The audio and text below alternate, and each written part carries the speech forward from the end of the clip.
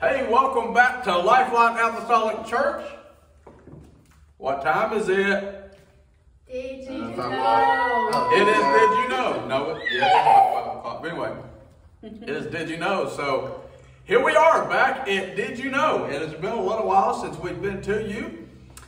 We've had a lot going on here at Lifeline Apostolic Church, and we're continuing to grow. So we're going to go ahead and fire it into a Did You Know? So does anybody want to guess what we got for today? Drum roll. All right, somebody tell me. Battles. We're going to talk about battles that was fought in the Bible. And hopefully all the battles that were fought had something to do with God being in the middle of them and helping people. Again, check out these shirts. Don't they look so amazing? Lifeline Apostolic Church. When you become a member, you get a shirt. We would probably get you one if you wanted one. We would get you. All right, here we go. So let's fire into this thing. Keaton, did you know battles in the Bible? Did you know Samson single-handedly defeated 1,000 soldiers with a jawbone of a donkey? A jawbone of a donkey. Yeah, he was being hunted down by some Philistines. Yeah, Wow. And in Judges chapter 15, you can see where he fought that battle against the 1,000 Philistines and won. And he did it with the help of God, obviously. God's one gave him his strength. Did you know he got thirsty when he had that jawbone of the donkey? Yeah, and he drank the water inside the jawbone. God put water inside the Man, look at this guy. He studies his Bible. The Bible says, study, show yourself approved, work, and need not to be ashamed. Right? The Bible word of truth. Right. Is that all you got for us, Keith? Yeah, that's all. Perfect. Did you know battles? How about Chloe? Chloe, battles in the Bible. Did you know there was a battle in the Bible with the Amaleks? Moses sent Joshua to pick out men to fight the Amaleks with, and the next day Joshua and the men went and fought them. Well, Moses went on the hill with the anointed staff, so the staff that he used for everything when God was showing him stuff, basically. I mean, he brought water to, just before this, he used his staff and yanked on a rock or some kind of river thing, and it flowed with water for the Israelites. Anyway. He actually turned to a snake one time. Yeah, it did. So Moses went on a hill with the anointed staff, and when Moses held up his hand, Israel prevailed. And when he let down his hand, Amalek prevailed. With God by his side, and Aaron and Hur with him, he kept his hands high. Israel once again prevailed. That's in Exodus 17. Also, something cool, the name Jehovah Nissi came from this battle. After they won, Moses made an altar and named it Jehovah Nissi because God oathed that he will have war with Amalek from generations to generations. Exodus 17. Cool. Did you know? What else you got? That was the battle of the Israelites and the Amaleks. Alrighty. Did you know Daisy edition? Did you know Daisy was there? Did you know that Daniel killed Goliath with David? I said David. You said Daniel. But it's okay. David. Okay, David. David. All right. David. Killed Goliath with a stone. Yes, he did. How many smooth stones did he have? 5. Look at you being an all-Bible scholar. Goodness. All right, where'd he hit him with it at? 1 Samuel chapter 17. Okay, we're at on the giant that David hit him with the stone. In the head. In the head. Look at her go. Right between them eyes, huh? What they do? Stick it on a stick and went through the city showing his big old head. On the No, stick. actually, he Just cut it took off. his sword, chopped his head off, and brought it to the king.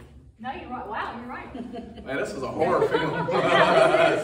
This is not PG, okay? It's not PG rated. Actually, they said that David led the attack to lead the rest of the Philistines back. That was in history books of. It wasn't said in the Bible, but it was said in other. They probably did. Yeah, it did. Well, I mean, they were all Yeah, scary seven cats other- until David killed Goliath. I'm sure they've all. I mean, why would Yeah, they they make all- such chickens anyway? God was like that. For real. Yeah. Lots of chickens. I mean, they were killing it.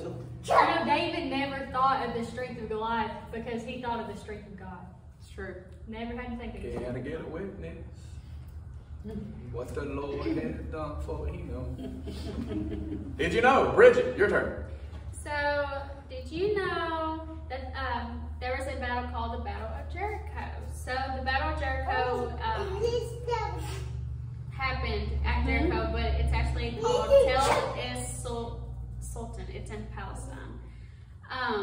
So, casualties and losses, it was a massacre of all inhabitants, excluding Rahab and her family. So, I guess Rahab and her family didn't get killed.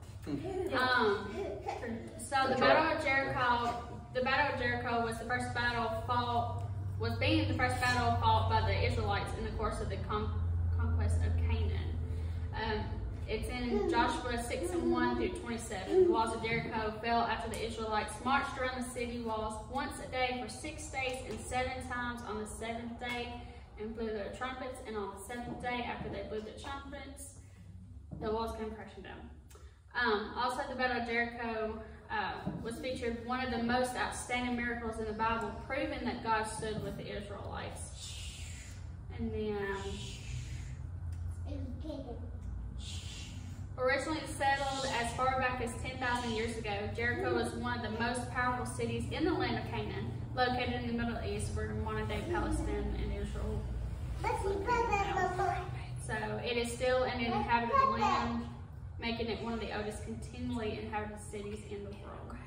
And then one more fact. So it is of Arabic origin. So the meaning of Jericho is city of the moon. Yeah. So Because they had to wait till midnight. Yeah. Ah. So biblically, the city in Canaan destroyed when its walls fell. Yeah. Of course. Yeah. Did you know? Nope. Didn't. All right. Yeah. Here we go, Ashley. Did you know?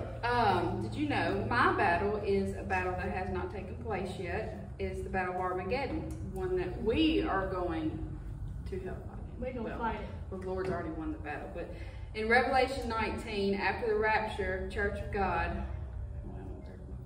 in great tribulation, Jesus himself will lead an army of Battle of Armageddon. Christ and his army will descend on white horses to the battle against the beast, the false prophet, and the kings of the earth. Christ and his armies fight with swords and emerge victorious. So, We are victorious. we already are victorious. But Yep. it's going to be an awesome battle. White horses. White horses, they're so pretty. Can I at least have a black sword? You can request one if you want. It'll request probably some be black. like a mirrored sword. It'll be, what's that called? Polarized. That'll be the first time I ever. I mean, if black is completely, if it's done away with, then okay. I'll enjoy it here. True.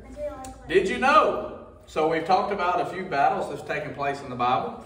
Let's talk about another battle that you probably didn't think of. Battle of mine. The battle of, close.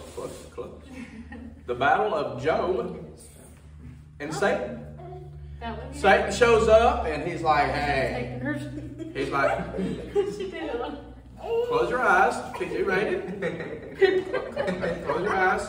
Let's fix this because this is live and we're not going to redo it. She was not facing you, so we're good. We're good. There we go.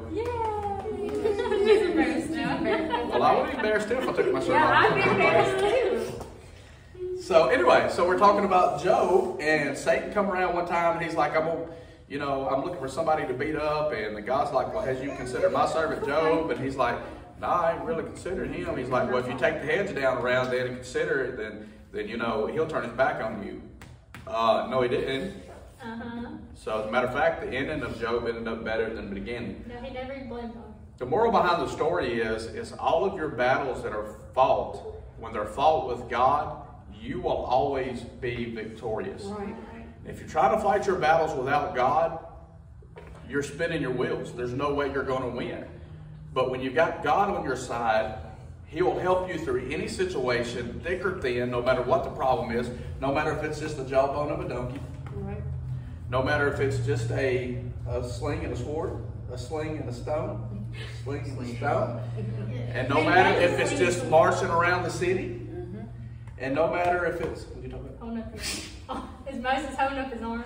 And no matter if it's just holding up an arm to win victory, and no matter if it's the battle that's coming, or no matter if it's Satan who wants to fight you and just to prove that he's nobody and you're a winner anyway. Yeah, that's all. So no matter what you face in this life, if you'll dedicate your life to God, God will continue to be on your side and He'll never let you down. Can I get an amen? Amen. Thank you for joining a Lifeline Apostolic Church, and until we see you again, God bless you. Have an outstanding day. We are at 139 Hillcrest Road in Russellville, Kentucky. Join us at any time. Sunday morning services are at 11 a.m. God bless you and have an outstanding day. Bye. God bless you.